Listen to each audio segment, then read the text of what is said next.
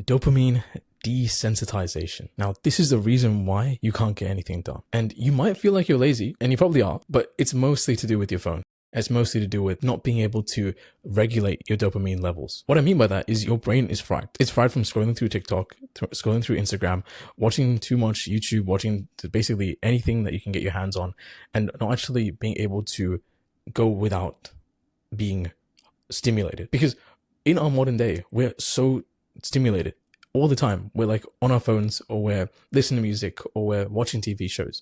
And that doesn't give us, our brains, the chance to reset its dopamine. Think about a day that you wake up and rather than, let's say, go onto like Instagram, you just actually started your day off with like whatever work you had for that day.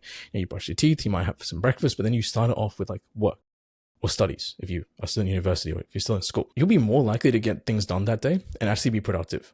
Whereas if you woke up, if you were to like open up Instagram, or if you just were to go into like your For You page for like YouTube and just like see all your recommended videos and then start watching them, that hyper stimulates your brain. And now you can't really focus on something as boring as just doing work because you're overstimulated. Your baseline for stimulation has been heightened. And now work just seems like not that stimulating. So it's so hard to get things done. So every time you go do some work, some important document, or you try and do some like, I don't know, some studying, you pick up your phone and you start scrolling through Instagram. You start scrolling through TikTok, and you just kind of get stuck in this like loop of like trying to hit yourself with that same level of dopamine where like it's set up to here and then you're trying to spike it up, and you just find it so hard to get things done. And that is why like you're stuck, and that is why you're unproductive so many days. But like, why should you care about this? Like, the main reason for us having dopamine is so that we can get things done. It's your brain's way of rewarding you for actually doing the right thing. And doing the right thing for our ancestors was going out to hunt, get some, high protein food, to get some like berries and whatever they had to do, like find mates or like, fight off some like rival social group. But dopamine was there to reward us for doing things, because without a reward, our brain doesn't want to do anything. And the greater the reward in the form of dopamine, the more motivated you will be to do something. If dopamine is a key to motivation and the key to actually getting things done, by hyperstimulating yourself, you're actually ruining your ability to get things done, because you're rewarding yourself for doing nothing.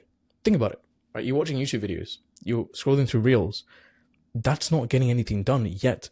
The way that YouTube is designed, the way that Instagram is designed, and TikTok, is to give you these hits of dopamine to trick your brain into thinking that it's already doing something worthwhile, when it's not. And then when you actually go to do something worthwhile and it doesn't feel the same, it's going to be so hard for you to do that. And unless you fix this, you're going to be stuck in a loop of instant gratification, where this might start off with technology, might start off with just social media, but then now you can't control your food cravings. You crave something, you go and buy it. You weren't supposed to eat it. You weren't supposed to eat that, high calorie donut or some like fast food or some fucking seed oils or some shit. But like, you end up going off and eating that anyways, because you just find it so hard to control the dopamine, and your body is looking for ways to kind of get that same level of stimulation that you had before. And if you're constantly stimulated, right, if all the time you're always connected to devices or always trying to stimulate your dopamine receptors, then you won't get anything done, because of everything else is super boring in comparison. So you want to try to reduce your baseline dopamine. Try and leave these like higher stimulation activities to the end of your day. So if you get up, get your work done first. Get the boring things done, chores, cooking, the stuff that's, difficult to do because it's just boring, right?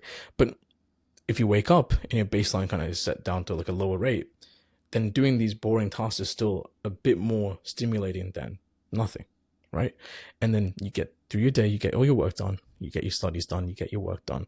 And then towards the end of the day, now you can just like, do these hyper stimulating things, because it's not going to be as harmful. It's not perfect, but it's a good way around it. If you still want to scroll through reels, if you still want to watch, all of your YouTube videos and things, doing that at the end of the day, when you've already done everything first, is better for you. And not just in like technology and like all this like media consumption, but also like food consumption as well. Like, if you ever notice that you can't get anything done after lunch, it's not only because your lunch is like full of seed oils, full of like high fats, full of like sugars, and it just weirdly, spikes your dopamine, because your dopamine can spike from even food.